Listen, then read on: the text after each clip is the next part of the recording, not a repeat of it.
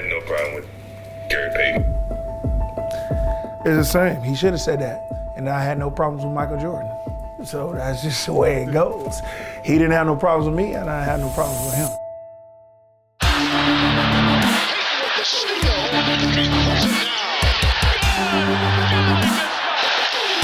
That is as terrific a move as you will ever see.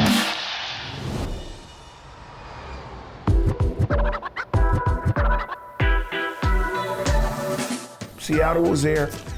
I told New Jersey I didn't want to come to New Jersey. I wanted to go to Seattle. If I wanted to say it, I would say my first 2 years when I sucked. They were talking about trading me, whatever. Then I got a coach in George Karl. First, when he got there, he took me and Shawn Kemp, and we had to play summer league in our third year in the league now. This worked out, and Shawn did the same thing. And guess what? The next year, we both made the All-Star team. So it was one of them things that we had to learn. That was the best time of my life. I think the peak of my career was in 1996. Yeah. That's when I knew I was here. And then I took over as a number one point guard. I was a number one point guard in the NBA. I went first team all league. I went first team all defense. I won defensive player of the year.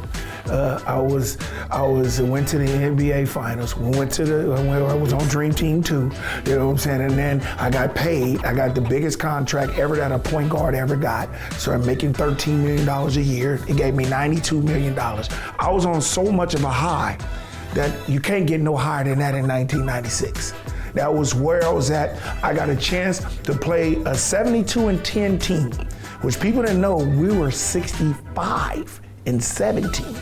The Seattle Supersonics was second. We were one of them teams who beat the Chicago Bulls during the regular season. So we had a chance to do it, and I was on the cover of Sports Illustrated talking about Mission Impossible. Is Gary Payton going to be able to stop Michael Jordan?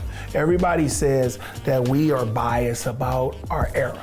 No, we're not biased about our era because you didn't play in our era and we didn't play in yours, so we see our era a little bit different than what we see in this era. So I always say like this, it's like, to me, to play defense, you gotta be wanting to play defense.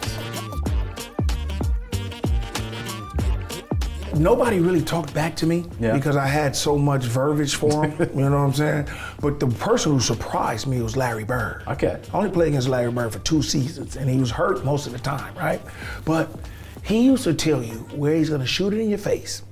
If it didn't go all net, he said it don't count to him. He's gonna come back and do it for you again. He said he's gonna open up a Christmas present, it's gonna be a jumper in your mouth.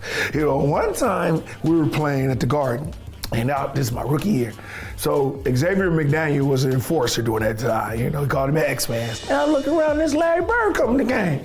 And he told X, he said, I told you I was gonna do this to you, and I'm gonna do it, I'm gonna make a promise. So he told him he was gonna drill the ball 2 times, shoot a fadeaway in the corner, and then go all net. And he did it. And he told him, and then he subbed. He subbed back out, and he looked at his and he said, and didn't I tell you I was gonna do that to you? I said, oh man, that's cool. I said, you wanna go, you the greatest one for me, man. You the greatest for me.